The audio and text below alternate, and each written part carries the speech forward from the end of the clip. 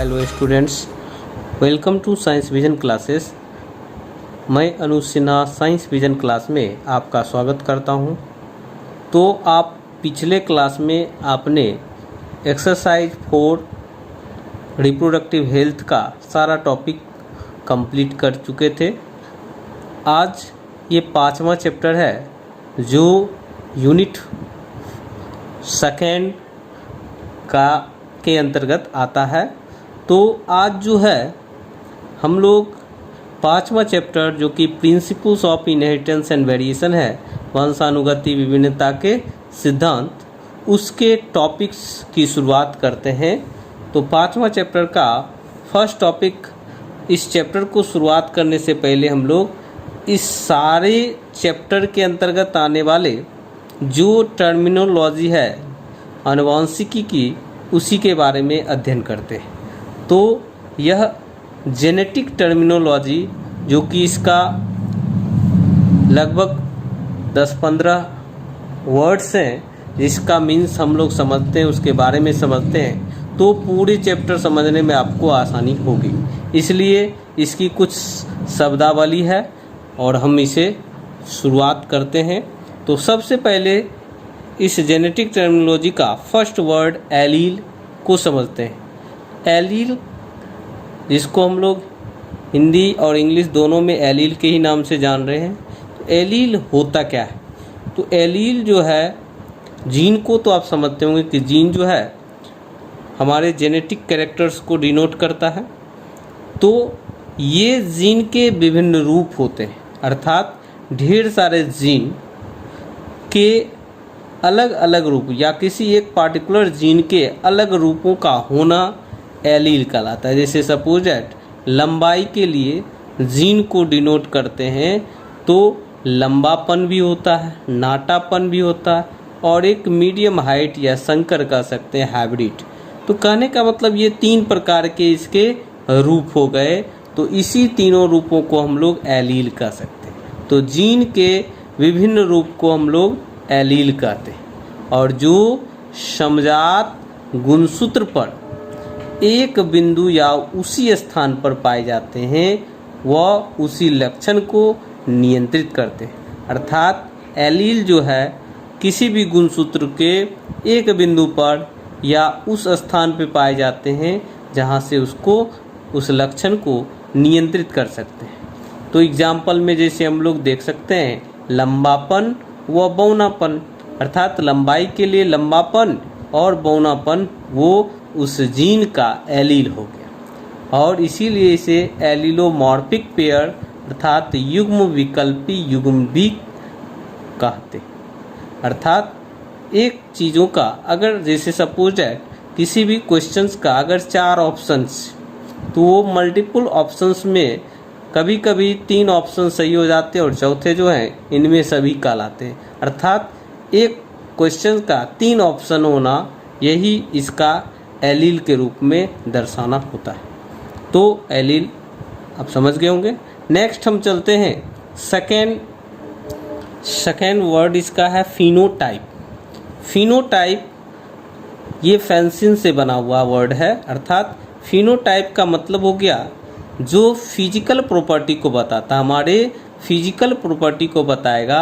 अर्थात यह आकारिकी या कारिकी लक्षण या लक्षणों की दिखाई देने वाली अभिव्यक्ति बाह्य होती है। अर्थात ये बाह्य अभिव्यक्ति होती है जिसको हम बाहर से देख के बता सकते हैं कि यह जो है किस चीज़ों के समरूप हैं। अर्थात किसी के फादर जिस रूप में है, जो दिखने में जिस टाइप से हैं, अगर हूबहू अगर उसका बाल बच्चा भी उसी के तरह हो गया, अर्थात उसके बेटे हो या बेटी उसके तरह हूबहू मिलता जुलता है, तो हम लोग उसके फिजिकल अपीयरेंस को देखकर पकड़ लेते हैं और बताते हैं यह उसका बेटा है।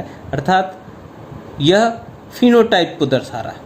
तो यह शब्द जो है जॉनसन 1909 द्वारा दिया गया था। अर्थात जॉनसन के द्वारा यह शब्द फिनोटाइप दिया था, जो फिजिकल प्रॉपर्टी को बताता है, हमारे बाह्य अभिव्यक्ति को दर्शाता है। और फिनोटाइप वातावरण व उम्र के साथ कुछ मात्रा में परिवर्तित होता है। अर्थात अगर किसी भी इन्वायरमेंट में रह रहे हैं तो सपोज दैट हमारे पिताजी जो है वह गोरे हैं और हम भी गोरे हैं, अर्थात कहने का मीन्स आप गोरे हैं, आपके पिताजी गोरे हैं, तो ये एक प्रकार का क्या हो गया, फिनोटाइप को दर्शा रहा है। लेकिन आप जो है अगर बहुत ही धूप वाले स्थान में रह रहे हैं तो हो सकता है आपका कलर जो है कुछ डिम हो जाए, तो यह फिजिकल प्रॉपर्टी वातावरण के द्वारा इफेक्टेड हो गया, तो ऐसा भी होता है। लेकिन फिजिकल प्रॉपर्टी आपके जेनेटिक प्रॉपर्टी को दर्शाता है बाहरी रूप से। तो जैसे हम एग्जाम्पल में लंबा या बौना, अब जेनेटिक प्रॉपर्टी जिस टाइप का है, सपोज दैट माता पिता लंबे थे तो बच्चा उसका लंबा हो गया, या माता पिता बौने थे तो उसका बच्चा बौना हो गया। तो कभी इस टाइप का जेनेटिक प्रॉपर्टी जो है वही फिजिकल अपीयरेंस के रूप में दिख जाता है। अब जो है नेक्स्ट वर्ड है जीनोटाइप। जीनोटाइप अर्थात जो जेनेटिक अपीयरेंस को दिखाएगा या जेनेटिक कंपोजिशन को दिखाएगा। फिनोटाइप फिजिकल अपीयरेंस को दिखाएगा, जीनोटाइप जेनेटिक प्रॉपर्टी को, उसके कंपोजिशन को दिखाएगा। तो यह किसी व्यक्ति के जीन तत्व या आनुवंशिक संगठन का प्रदर्शन होता है। अर्थात किसी व्यक्ति में जीन तत्व किस प्रकार के हैं या उसका जेनेटिक कंपोजिशन किस प्रकार का है, उस चीज़ को दर्शाने का काम जीनोटाइप करता है, जो कि एक या दो लक्षणों के सापेक्ष होता है। जैसे शुद्ध लंबा, तो प्योर टॉल मान लेते हैं कि माता और पिता दोनों से जो जीन आए हैं वह दोनों जीन जो है वह लंबा का ही है, तो जो व्यक्ति उत्पन्न होगा वो शुद्ध लंबा बन गया। या एक लंबा था एक नाटा था, उसका कंपोजिशन संकर लंबा या हाइब्रिड हो गया। या दोनों मान लेते दोनों से अगर जेनेटिक प्रॉपर्टी बौना वाला आया है तो वो स्मॉल टी हो गया, तो यह शुद्ध बौना हो गया। कहने का मतलब क्या हो गया, ये जेनेटिक प्रॉपर्टी को बता रहा है, जेनेटिक अपीयरेंस को बता रहा है। अब हम नेक्स्ट वर्ड पे आते हैं तो देखते हैं क्या कि यह फिनोटाइप द्वारा भी प्रभावित नहीं होता। अर्थात जीनोटाइप जो है वो फिनोटाइप से प्रभावित नहीं होता। अर्थात किसी के जेनेटिक प्रॉपर्टी, जो जेनेटिक गुण हैं, आनुवंशिक माता पिता से जो लक्षण आए हैं वह हमारे फिजिकल प्रॉपर्टी को प्रभावित नहीं कर पाता है। अर्थात बाहर में अगर मान लेते हैं उनका जो है सपोज दैट किसी कारणवश, किसी दुर्घटनावश किसी का हाथ टूट गया, उसके माता पिता का हाथ टूट गया, तो जो उसकी संतान उत्पन्न हुए तो वो हाथ टूटे हुए उत्पन्न हो, ऐसा संभव नहीं है, क्योंकि वह उसका जीनोटाइप नहीं प्रॉपर्टी है, वो तो उसका फिनोटाइप प्रॉपर्टी होता है। इसलिए वह फिनोटाइप प्रॉपर्टी होने के कारण जो उत्पन्न संतान होगी उसमें वह फिनोटाइप को प्रभावित नहीं कर पाएगा, उसके जीनोटाइप को प्रभावित करेगा। अब हम नेक्स्ट वर्ड आते हैं समयुग्मजी, जिसको होमोजाइगस कहते हैं। अर्थात समान युग्मज को रखने वाले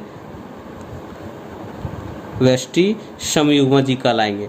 तो यह समान मेंडेलियन कारकों या समान एलील की प्रतिलिपियों को रखने वाले व्यष्टि होते हैं। अर्थात समान मेंडेलियन कारक का मतलब फैक्टर्स, सपोज दैट लंबा और लंबा दोनों जो है, सपोज है कैपिटल टी, तो ये समान युग्मज को रख रहे हैं, दोनों कैपिटल टी को ही डिनोट कर रहे हैं, अर्थात टॉल को ही डिनोट कर रहे हैं। तो समान रूप से जो लक्षण को, मेंडेलियन कारकों को या एलील की प्रतिलिपि मतलब फोटोकॉपी को रखते हैं तो वह व्यष्टि समयुग्मजी कहलाएगा। अर्थात यह शब्द पैटसन और सनरस द्वारा दिया गया था 1902 में, और इसमें स्वप्रजनन समान समयुग्मजी शिशु उत्पन्न करता है। अर्थात इसमें अगर सेल्फ क्रॉस कराया जाए तो समान समयुग्मजी शिशु, अब कैपिटल टी से क्रॉस होगा तो जो शिशु बनेंगे वो तो कैपिटल ही टी बनेंगे, तो समान युग्मज वाले ही जीवों को उत्पन्न करेंगे। जैसे फीमेल्स में क्रोमोजोम जो होते हैं वह एक्स और एक्स ही होता है, तो हमेशा वह समान प्रतिलिपि को ही रखती है, अर्थात फीमेल्स के द्वारा हमेशा फीमेल्स ही उत्पन्न होगी। मेल्स जो है वह मेल्स वाले फैक्टर्स को वह नहीं दे सकती, क्योंकि आपको पता होगा कि मेल्स में वह एक्स और वाई गुणसूत्र पाया जाता है, अर्थात वाई गुणसूत्र केवल मेल में ही पाया जाता है, फीमेल में हमेशा एक्स ही गुणसूत्र पाया जाता है। तो ये डिपेंड ऑन उसके फादर्स पर होता है कि वह अगर उसके द्वारा वाई गुणसूत्र जाएगा तो वह जो है मेल उत्पन्न करेगा। इसलिए समयुग्मजी प्रॉपर्टी मेनली फीमेल्स में होते हैं। अब जो है नेक्स्ट वर्ड हम देखते हैं विषम युग्मजी। विषम युग्मजी का मतलब हो गया अल्टरनेट फॉर्म्स, हेट्रोजाइगस। इसमें समान एलील थे, अर्थात कैपिटल टी था, कैपिटल टी था। इसमें ऐसी बात नहीं, एक कैपिटल टी और एक स्मॉल टी, अर्थात इसमें डिफरेंट टाइप्स के होंगे। तो देखते हैं विषम युग्मजी में क्या है कि यह वह व्यष्टि है जो अपने समजात गुणसूत्रों पर समान लक्षणों के दो विरोधी एलीलों को रखते हैं, अर्थात दो विरोधी एलील हो गया, एक कैपिटल टी एक स्मॉल टी। अर्थात एक प्रॉपर्टी अगर देखते हैं तो अगर एक लंबापन का लक्षण है तो एक उसमें नाटापन का भी लक्षण है, दोनों एक दूसरे का विरोधी एलील हो गया। और यह भी वर्ड वैटसन और सैंडर्स द्वारा 1902 में दिया गया था। यह शुद्ध नहीं होता, क्योंकि अगर कैपिटल टी होता तो ये प्योर उत्पन्न होता, शुद्ध लंबा है तो शुद्ध उत्पन्न किया, शुद्ध नाटा रहेगा तो शुद्ध नाटा उत्पन्न करेगा। अगर कैपिटल टी और स्मॉल टी कंबाइंड हो रहा है, इसका अर्थात इसका मतलब क्या हो गया, यह हाइब्रिड तैयार कर रहा है, यह शुद्ध नहीं हुआ। तो अर्थात जबकि स्वजनन में 3 प्रकार की व्यष्टियाँ यह उत्पन्न करता है, अर्थात अगर कैपिटल टी और स्मॉल टी का क्रॉस कराया जाए तो वह किस प्रकार का उत्पन्न करेगा, तो वह 3 प्रकार के जीवों को उत्पन्न करेगा, एक कैपिटल टी को, एक कैपिटल टी स्मॉल टी को और एक स्मॉल टी को, अर्थात एक प्योर टॉल, एक प्योर डॉट और 2 मिक्सचर। तो यह हेट्रोजाइगस समयुग्मजी होते हैं। अब नेक्स्ट वर्ड हम देखते हैं, नेक्स्ट हो गया हेमीजाइगस, अर्थात आधा गुण। जो जाइगोट्स हैं वो क्या है, आधे रूप में सेम है, आधे डिफरेंट है, अर्थात दोनों आधा आधा है। यह वह स्थिति है जहाँ एक जीन एक द्विगुणित कोशिका में केवल एकल प्रतिलिपि में उपस्थित होता है, मतलब सिंगल फोटोकॉपी होता है। हेमीजाइगस स्थिति उन जीनों के लिए होती है जो एक्स वाई गुणसूत्र के विभिन्न भागों पर पाए जाते हैं, अर्थात एक्स और वाई ये आधा आधा हो गया। एक्स उत्पन्न अलग करता है, वाई उत्पन्न अलग करता है, अर्थात एक्स केवल रहा तो एक्स फीमेल उत्पन्न करेगा, वाई अगर एक्स के साथ कंबाइन किया तो यह मेल उत्पन्न करेगा। तो ये 50-50% का कंपोजिशन रखता है, इसीलिए यह हेमीजाइगस कहलाता है, अर्थात अर्ध गुणसूत्रों का आधा भाग, अर्थात मेल और फीमेल प्रॉपर्टी को यह डिनोटेशन कराता है, आधा एक्स है आधा वाई। तो इसके कारण डिसऑर्डर्स भी होते हैं, अगर किसी कारणवश किसी में एक्स गुणसूत्र की संख्या बढ़ गई हो, 2 बढ़ गया हो या 3 बढ़ गया हो, तो इस प्रकार की बीमारी होती है। या इसमें कमी होने से भी बीमारी उत्पन्न होती है, जैसे हीमोफीलिया, वर्णांधता, ये सब जो है एक्स गुणसूत्र पर पाए जाने वाले डिसऑर्डर्स के कारण प्रॉब्लम्स उत्पन्न होते हैं। तो ये हेमीजाइगस के अंतर्गत आ गया।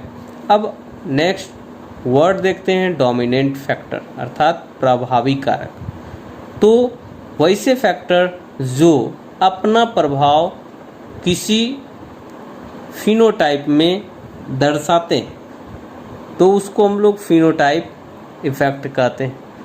वो भी समयुग्मजी या विषम युग्मजी किसी भी स्थिति में अपने प्रभाव को वह दर्शाते हैं तो वह डोमिनेंट फैक्टर कहलाता है। सपोज दैट अगर कोई टॉल है और कोई डॉट व्यक्ति एक साथ जा रहे हैं और आप जो है किसी भी कारण, तो लोग सबसे पहले टॉल व्यक्तियों पर ज़्यादा फोकस करता है, फिर डॉट, कहने का मीन्स जो अपना इफेक्ट दिखा पाता है वह डोमिनेंट, और जो अपना इफेक्ट नहीं दिखा पाया वह रिसेसिव। सपोज दैट अगर माता और पिता की बात करें, माता लंबा और पिता अगर नाटे हैं और उनकी संतान जो उत्पन्न हुए अगर वह लंबा हो गए, तो अर्थात पिता का जो प्रॉपर्टी है वो उसके बच्चों में आया, तो डोमिनेंट फैक्टर उसके फादर हो गए और माँ उसके रिसेसिव फैक्टर को डिनोटेशन करें। तो इसमें डोमिनेंट जो होते हैं उसे कैपिटल लेटर से डिनोट करते हैं और जो रिसेसिव होते हैं उसे स्मॉल लेटर से डिनोट करते हैं। तो यह फिनोटाइप में अपने प्रभाव को प्रदर्शित करता है, इसलिए इसे डोमिनेंट फैक्टर बोलते हैं।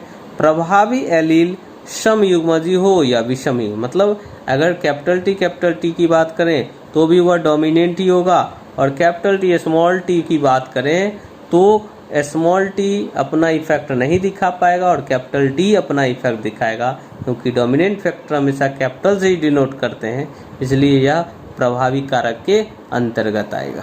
तो देख लिए यह प्रभावी एलील्स जो है बड़े अक्षर द्वारा दर्शाए जाते हैं।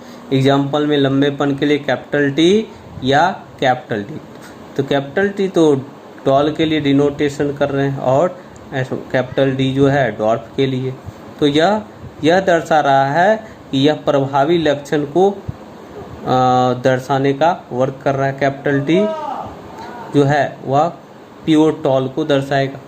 अब नेक्स्ट जो है इसका अप्रभावी कारक रिसेसिव फैक्टर हो गया।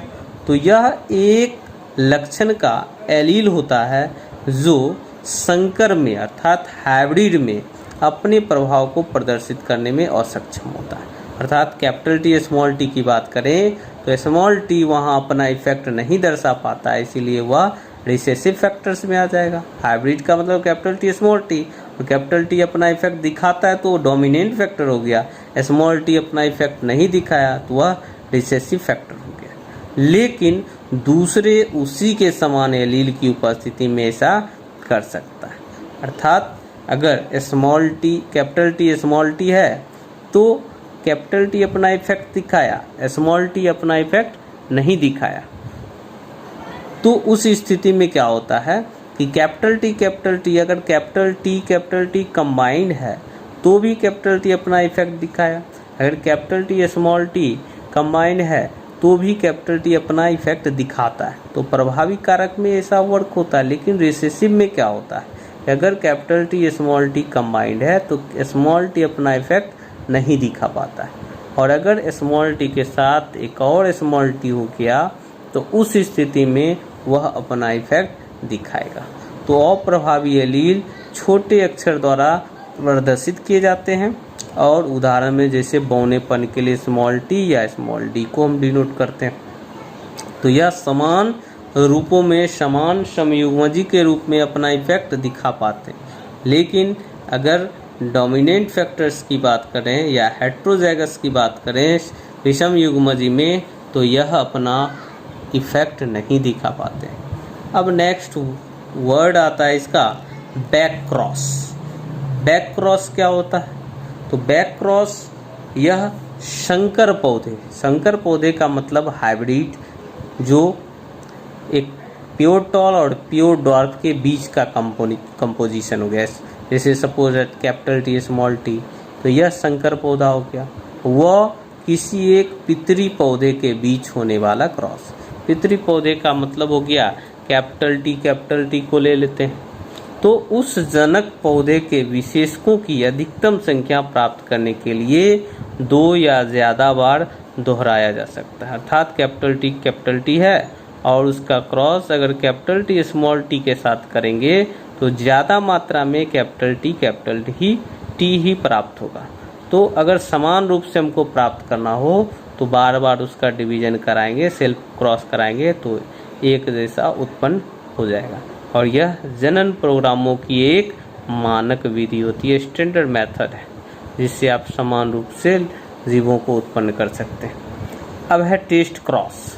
बैक क्रॉस आपने देखा, एक हाइब्रिड पौधे और एक पेरेंट्स पौधे के बीच होने वाला क्रॉस। अब टेस्ट क्रॉस में क्या होता है कि यह प्रभावी विशेषक वाली व्यष्टि जो अपना इफेक्ट दिखाता है वह स्पेशल टाइप्स के जो व्यक्ति हैं वो और उसके अप्रभावी पितरी के बीच, तो जो पेरेंट्स अनइफेक्टेड हैं, अपना प्रभाव नहीं दिखा पाए हैं, उसके बीच होने वाला यह बैक क्रॉस होता है, जिससे कि उस विशेषक के लिए यह जाना जा सके कि व्यष्टि समयुग्मजी है या विषम युग्मजी। अर्थात जो विशेषक प्रभावी फैक्टर को लिए वह समयुग्मजी है या विषम युग्मजी है, इसी क्रॉस से पता चल जाता है। अगर समयुग्मजी होगा तो वह समान प्रकार के जीवों को उत्पन्न करेगा, और विषम युग्मजी होगा तो वह डिफरेंट टाइप्स के जीवों को उत्पन्न करेगा। अब देखते हैं क्या कि जो डायहाइब्रिड क्रॉस की जो टेस्ट क्रॉस होती है उसका अनुपात 1:1:1:1 का अनुपात होता है। अर्थात इसके सारे क्रॉस सेम हो जाते हैं, अर्थात जो भी जीव उत्पन्न होगा वो समान मात्रा में उत्पन्न होगा। तो टेस्ट क्रॉस का जब भी इफेक्ट होगा, जब भी क्रॉस कराइएगा तो यह 1:1 के ही फॉर्म्स में होगा। अब नेक्स्ट वर्ड है एक संकरण क्रॉस, अर्थात मोनोहाइब्रिड क्रॉस। मोनोहाइब्रिड का मतलब हो गया एक लक्षण वाले जीवों को रखने वाले क्रॉस। तो यह क्रॉस जो है विरोधी विशेषकों को रखने वाली व्यष्टियों के बीच कराया जाता है। अर्थात विरोधी विशेषकों को रखने वाली, सपोज दैट कैपिटल टी या स्मॉल टी, यह इसमें दोनों एक दूसरे को विरोध करने वाला। सपोज दैट क्या, एक टॉल वाला ले लिए और एक डॉर्फ वाला ले लिए, प्योर टॉल और एक प्योर डॉर्फ। तो दो प्रकार के मतलब एक ही लक्षण वाले हो गए, एक लंबापन, दोनों लंबापन और बौनापन को दर्शा रहा है। तो मोनोहाइब्रिड क्रॉस में किसी एक लक्षण वाले चीज़ों को लिया जाता है। लंबाई वाले में लेते हैं तो एक लंबा है एक नाटा है, तो लंबाई के लिए स्पेशली है तो यह एक लक्षण वाला हो गया, और दोनों एक दूसरे का विरोधी है, लंबा है और एक नाटा है। इनके भी जब क्रॉस कराया जाता है तो एलील के एक युग्म या एक लक्षण के कारकों की वंशानुगति का अध्ययन हो सकता है। अर्थात इससे मोनोहाइब्रिड क्रॉस से वंशानुगति का अध्ययन होता है कि अगर सपोज दैट इस जनरेशन में लंबा है तो नेक्स्ट जनरेशन में कैसा उत्पन्न होगा, तो वो नाटा हो सकता है या हाइब्रिड हो सकता है। इसी को डिनोटेशन के लिए मोनोहाइब्रिड क्रॉस कराया जाता है, एक लक्षण वाला। अब कोई दूसरा वर्ड इसका देखते हैं, डायहाइब्रिड क्रॉस अर्थात द्विसंकरण क्रॉस। तो इसमें दो लक्षणों वाले जीवों के बीच क्रॉस कराया जाता है। तो यह क्रॉस विरोधी लक्षण रखने वाली व्यष्टियों के बीच कराया जा सकता है हो जाएगा। अर्थात यह क्रॉस दो विरोधी लक्षणों वाली व्यष्टियों के बीच कराया जा सकता है, जिससे कि युग्म विकल्पी के दो युग्मों की या दो विभिन्न लक्षणों से संबंधित कारकों की वंशानुगति का अध्ययन हो सके। अर्थात सपोज दैट डायहाइब्रिड क्रॉस में आप देखेंगे, आगे पढ़ेंगे कि उसमें दो अलग अलग लक्षणों को, सपोज दैट एक रेड और कह सकते हैं टॉल एंड रेड फ्लावर को लिया जाता है, और एक ड्वार्फ एंड ग्रीन या वाइट फ्लावर का पौधा लिया जाता है। तो एक टॉल एंड रेड हो गया कि लंबा भी है और रेड है, इधर नाटा भी है और वाइट है। तो कहने का मीन्स ये कलर का भी कॉम्बिनेशन हो रहा है प्लस लंबाई का भी और नाटापन का हो रहा है। तो दो अलग अलग लक्षणों का जब क्रॉस होता है तो वह डायहाइब्रिड क्रॉस के अंतर्गत आएगा, और जब केवल एक ही लक्षणों का क्रॉस होगा तो वह मोनोहाइब्रिड क्रॉस के बीच आएगा। अब एक और टॉपिक छोटा सा है वर्ड्स, इसको हम लोग बोलते हैं प्योर लाइन्स, शुद्ध लाइन। तो यह शुद्ध नस्ली व्यष्टियों का स्ट्रेन है, जो शुद्ध प्योर शुद्ध व्यष्टियों का स्ट्रेन होता है, जो आनुवंशिक रूप से शुद्ध या समयुग्मजी होते हैं। अर्थात इसमें अगर जो उसका जेनेटिक प्रॉपर्टी माता पिता का है, अगर उसके माता पिता लंबे हैं तो उसका जो बच्चा 2-3-4 जनरेशन प्योर ही उत्पन्न हो रहा है। तो यह प्योर लाइन को डिनोटेशन कर रहा है। तो आशा करता हूँ कि ये टॉपिक आपको बहुत ही अच्छा लगा हो, और अगर किसी भी वर्ड को आप अगर अच्छे से नहीं समझे हो तो तो आप कमेंट बॉक्स में कमेंट करें। धन्यवाद।